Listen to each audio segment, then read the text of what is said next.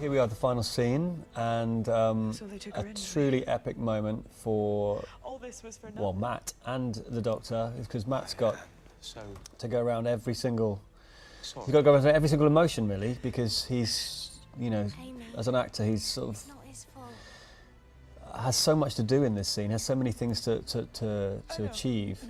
And it feels like he's sort of playing catch-up all the time, but there's a lot in that. There's a lot in that listening skill, which Matt doesn't always get to do. He's normally the one telling everybody everything, but actually, during this scene, he's listening and looking. So it's adding to all that epic sort of level of the story.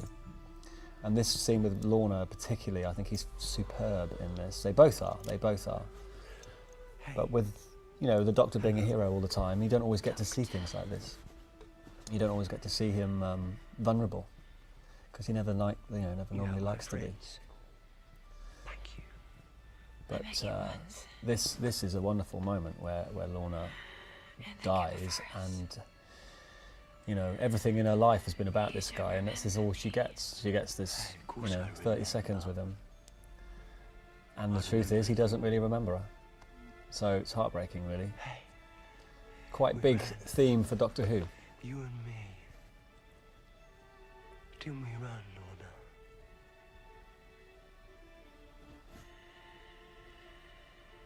So here again, another flash of Matt's brilliance, because he gets up and totally looks this Time Lord age, I think. He looks heavy-hearted, double-hearted. Who was she? I don't know, but she was very brave. They're always brave. And now a little flash of anger, because he suddenly thinks, why does he do it all? What's it all about? What's it all for? So, what now? We've all had that. They'd almost certainly have taken her to Earth, raise her in the correct environment. Yes. And here, the final act, You're giving partly. up. You never do that. Yeah, and don't you sometimes wish I did? And I always well, there was a moment where I dabbled with the idea of having this as her first moment in this story. I mean, I would never have cut the scene in Stormcage, actually, because it's so wonderful, but it was wonderful to play with the idea that this is the first time you actually saw her. And nobody even knew she was coming. Everyone thought she was coming because they'd seen her in the Radio Times, but actually this was the moment we'd really get it. I know you're not all right. So again, you know, Matt being, the pair of them actually worked beautifully with this scene. You think I wanted this? At 4:30 in the morning or whatever it was. Wasn't me. Exactly you. No complaints, just getting on with it. You make them so afraid. When you began all those years ago, sailing off to see the universe, did you ever think I think Alex had a cold this? actually as well that day, so The man who can she turn did an brilliantly. army around at the mention of his name. Doctor. The word for healer and wise man. So yeah, coming up to the explanation after 3 years of waiting as to who she is, and hopefully we What might that word come string to it out mean? long enough and make it exciting. To the people of the Gamma Forests, the word doctor means mighty warrior. But I love bits of what Matt does here, and How far he you sort of come. slightly looks cocky and then arrogant, and then Now sort they've of taken a child, intrigued, inquisitive, and then angry, and he's all over. and they're going to turn her into It's a all over the weapon place, not just trying to bring you trying to work it down. out, keep us intrigued. And all this, He's got a my huge, love, in the scene as an actor, he has a in huge weight fear on him of here you. to try and keep it all going and keep it all alive. And Alex has to not really tell us anything until the very, very last minute.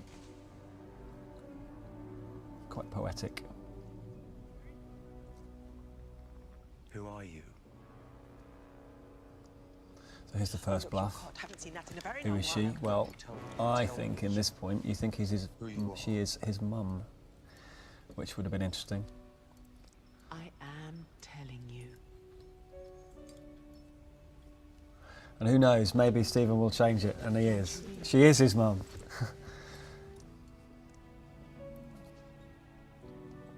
But that would be too weird with the kissing.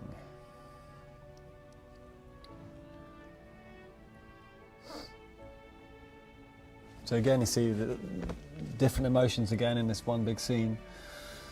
The sort of joy and, you know, everything's going to be okay, but we still don't know why. And, you know, this is where Amy really comes into it now. But that means... I'm afraid it does. Just like the rest of us, none the wiser yet. But you and I, we I think this is this is a big set for us to fill, actually, and one of the things I need to say about how wonderful the production designer was, because it looks so huge. I mean, it was a huge building, but we could only really fill an eighth of it, and I just love seeing these shots because you really get a sense of that scale and size and the power of this army, and yet you get all this tiny detail, the tiny intimacy of this scene.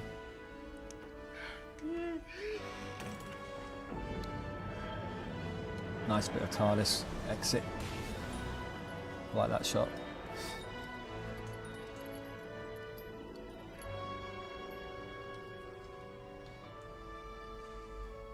Amy with a gun, excellent. Where's he going? What did you tell him? Amy, you have to stay calm. Tell me what you told the doctor. No, stop it. It's okay, Rory. She's fine. She's good. It's the TARDIS translation matrix. It takes a while to kick in with a written word. You have to concentrate.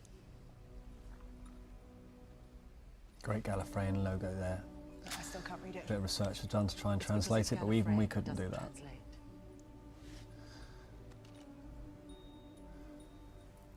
And this was a wonderful prop too, because every stroke that was sewn in to the gammon or whatever, the gamma language, is exactly the same for the reveal. So there's not too many strokes more than you need. It's just enough, which I thought was rather clever of the art department there. And they will all turn and revolve and evolve into the new word, river and song. And I wonder if their reaction here is big enough, but of course it's far too big a moment, so she probably doesn't know what to do. I'm Melody. I'm your daughter. Until next series.